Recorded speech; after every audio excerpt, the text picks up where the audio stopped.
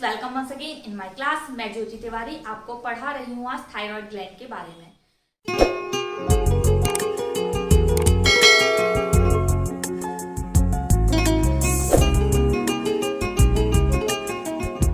Thyroid gland जो है वह एक एंडोक्राइन ग्लैंड है, अपनी हार्मोन्स को डायरेक्टली ब्लड में सीक्रेट करती है। चलिए इसकी लोकेशन की बात करते हैं। Just below larynx in the base of neck either side of trachea. ये जो है नेक में पाई जाती है, लैरिंक्स के जस्ट नीचे पाई जाती है, ट्रैकिया के ऊपर दोनों साइड। ओके, अब इसकी एनाटॉमी देखते हैं हम। It is butterfly shaped, consist of 2 lobes. ये जो है तितली के समान की संरचना की होती है। देखिए बटरफ्लाई शेप की दिख रही है। इसके 2 लोब्स होते हैं, 2 खंड।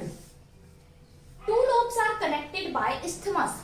ये जो दोनों लोब्स हैं इसके किससे जुड़े हुए हैं? इस्थमस से जुड़े हुए हैं। इसका मतलब ये जो बीच का ये वाला टिश्यू है इसे हम बोलते हैं इस्थमस, जिससे दोनों लोब्स जुड़े हुए हैं। It is highly vascularized and its approx weight is 25 gram. ये जो है इसका वेट 25 ग्राम है और हाईली वस्कुलराइज्ड, इसके आसपास ढेर सारी ब्लड वेसल्स का सप्लाई है, जो कि हार्ट से होते हुए भी आती हैं कुछ blood vessels. It is surrounded by fibrous capsule.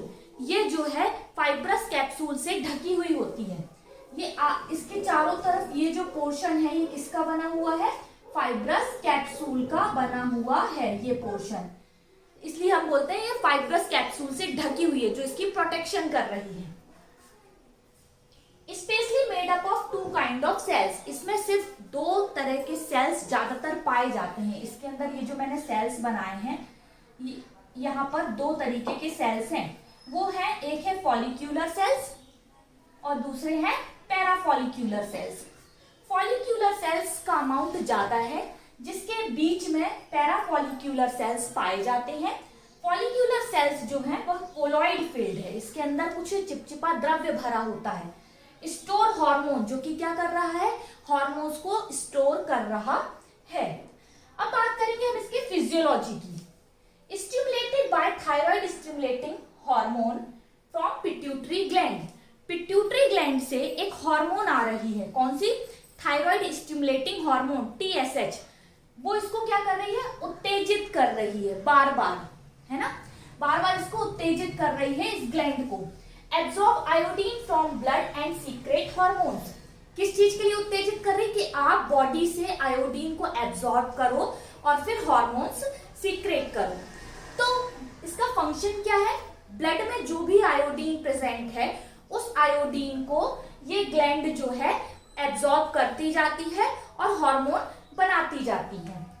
देखते हैं कौन सी हार्मोन्स बनती हैं। फॉलिक्यूलर सेल्स, ये जो है ट्राईआयोडोथायरोनेन और थायरोक्सिन नाम की हार्मोन सीक्रेट करती है। थायरोक्सिन को हम T4 भी बोलते हैं और ट्राईआयोडोथायरोनेन को T3 बोलते हैं। जो एक्टिव फॉर्म माना जाता है इस हार्मोन का वो माना जाता है ट्राईआयोडोथायरोनेन को। इसे एक्टिव हार्मोन कहते हैं। थायरोक्सिन जो है ये act as precursor for T3। Precursor की तरह काम करती है। जैसे रोटी बनाने के लिए आटा चाहिए ना, बेसिकली मेन आटे की जरूरत होती, वैसे ही T3 को बनाने के लिए T4 की आवश्यकता होती है। T4 में जो है 4 आयोडीन पाए जाते हैं, जिसमें से अगर एक आयोडीन का रिमूवल कर दें डीआयोडीनाइजेशन प्रोसेस से तो T3 बन जाएगी। अब बात करेंगे इनके फंक्शन की। What is the function of these hormone? ये सेल मेटाबॉलिज्म को रेगुलेट करते हैं। सेल मेटाबॉलिज्म क्या होता है? सेल जो है ब्लड से न्यूट्रिशन भी ले रही है ना। फिर उसके बाद जैसे ग्लूकोज एब्जॉर्ब किया, ग्लूकोज को फिर ब्रेक डाउन किया ग्लाइकोलिसिस करके, फिर क्रेब्स साइकिल और ETC साइकिल से एनर्जी बनाई और एक्सक्रीशन भी किया CO2 के फॉर्म में, यूरिया के फॉर्म में। तो सेल में ढेर सारी प्रोसेस चल रही हैं। वो सारी प्रोसेस को कौन रेगुलेट कर रहा है? ये हार्मोन्स रेगुलेट कर रही हैं। इट मींस ये बॉडी में जितने भी मेटाबॉलिज्म चल रहे हैं उन सबको रेगुलेट कर रही है। बॉडी टेम्परेचर, बॉडी का टेम्परेचर भी कम मेंटेन होगा जब सेल प्रॉपर फंक्शन करेगी, उसका मेटाबॉलिज्म सही तरीके से चलेगा। मूड का भी स्विंग होना किसकी वजह से बैलेंसिंग हो जाता है? T3 एंड T4 की वजह से बैलेंसिंग होता है, क्योंकि बैलेंसिंग किससे रिलेट कर सकते हैं हम? सेल का मेटाबॉलिज्म प्रॉपर चलेगा, सेल को प्रॉपर फूड मिलेगा, प्रॉपर एनर्जी बनेगी, तो आप एक हैप्पी रहेंगे। और अगर ये काम प्रॉपर नहीं होंगे, T3 T4 के अमाउंट अगर डिसबैलेंस होता है तो मूड स्विंग होगा। हार्ट रेट, क्यों? क्योंकि ये जो है ब्लड वेसल्स में डायरेक्ट क्या कर रही है, इन हार्मोन्स को छोड़ रही, जो कि कहां पर कार्य करेगी, हार्ट की सेल्स पर काम करेंगी, तो हार्ट रेट को भी ये मेंटेन करती है। बॉडी वेट, बॉडी वेट को भी ये मेंटेन कर रही है। कोलेस्ट्रॉल का लेवल भी मेंटेन करती है बॉडी में। मेंस्ट्रुअल साइकिल, अगर इन हार्मोन्स में डिफेक्ट आ जाए तो मेंस्ट्रुअल साइकिल भी क्या हो सकते हैं, इरेगुलर हो सकते हैं। बात करते हैं इसके डिसीज कंडीशन की।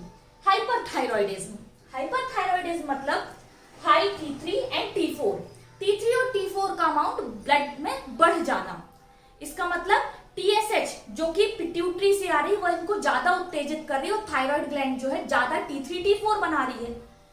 अब ज्यादा T3 T4 बनेगा तो क्या होगा, मेटाबॉलिज्म ज्यादा होगा सेल का, बहुत ज्यादा सेल काम करेगी, जो भी खाएंगे जल्दी जल्दी बॉडी में यूटिलाइज हो जाएगा। और जब ये बॉडी में यूटिलाइज हो जाएगा तो क्या होगा, जितना भी खा लो कम पड़ेगा, बॉडी वेट लॉस, वेट कम होता जाएगा, वजन कम होगा, जिसे हम थायराइड बोलते हैं, एक प्रकार की बीमारी। थिन, इंसान पतला होगा, वीकनेस आएगी, कमजोरी आने लगेगी। डिसीज कंडीशन और बोले तो गोइटर और एक्सोप्थेल्मिक गोइटर, ये क्या होता है? गोइटर, गोइटर में क्या होता है कि ये गला फूल जाता है। कैसे फूलता है, कभी सोचा है? क्यों? क्योंकि इसे बार बार जो है TSH आकर क्या कर रही है, उत्तेजित कर रही है कि आप आयोडीन को अवशोषित करो। ब्लड में आयोडीन की कमी है, प्रॉपर न्यूट्रिशन नहीं मिल रहा है, खाना नहीं खा रहे हैं। जब आयोडीन की कमी है, आयोडीन बॉडी में है ही नहीं, ये है ही नहीं, तो इसको मिल ही नहीं रहा है, तो ये क्या कर रही, फालतू में उत्तेजित होकर फूलते जा रही है, जिसके कारण ये गला फूल जाता है, जिसे हम बोलते हैं गोइटर। ठीक है, क्योंकि इसको उत्तेजित कर रही और आयोडीन है नहीं, तो ये आयोडीन ले नहीं पा रही, हार्मोन बना नहीं पा रही। और एक और काम क्या है, एक्सोप्थेल्मिक गोइटर। एक्सोप्थेल्मिक गोइटर में क्या होता है, आंखें बड़ी हो जाती हैं, आंखें निकली निकली उभरी उभरी नजर आने लगती हैं। ठीक है, और कई बार ये ज्यादा हार्मोन्स रिलीज होने के कारण भी होती हैं। हाइपरथायरॉयडिज्म के अंदर ये कंडीशन आ रही है, गोइटर और एक्सोप्थेल्मिक गोइटर। हाइपोथायरॉयडिज्म, हाइपोथायरॉयडिज्म मतलब T3 T4 का लो हो जाना, मतलब बॉडी में ये हार्मोन कम बन रही हैं, और जब ये हार्मोन कम होंगी तो क्या लक्षण होंगे, body weight gain, body weight बढ़ता जाएगा, सेल मेटाबॉलिज्म धीरे धीरे काम करेंगी, बॉडी बहुत धीरे धीरे काम करेगी, जो भी खा रहे हैं धीरे धीरे प्रोसेस हो रही है बॉडी में, तो क्या होगा कि बॉडी वेट बढ़ता जाएगा। फैटिक, मोटापा हल्का सा, और क्या साथ ही साथ जल्दी थकान हो जाना। इसकी डिसीज कंडीशन क्या है, इसकी डिसीज कंडीशन है क्रिएटिनेसी, जो कि बच्चों में देखी गई है, जीभ बाहर निकली होती है ऐसे बच्चों की, दिमागी शक्ति कम होती है, सोचने समझने की क्षमता कम होती है, कमजोर होते हैं ऐसे बच्चे, मसल्स कमजोर होती है इनकी। मिक्सीडेमा, मिक्सीडेमा जो है वह किस में देखा गया है, बड़ों में देखा गया है। मिक्सीडेमा अगर कोई पेशेंट है इसका, उसका बाल झड़ना, मेमोरी लॉस होना और स्किन का ड्राइनेस होना, ये सारे कंडीशन जो होते हैं मिक्सीडेमा के होते हैं, और भी बहुत सारे कंडीशन होते हैं मिक्सीडेमा के। अब बात करेंगे पैराफॉलिक्यूलर सेल। पैराफॉलिक्यूलर सेल से आ रही कैल्सिटोनिन हार्मोन।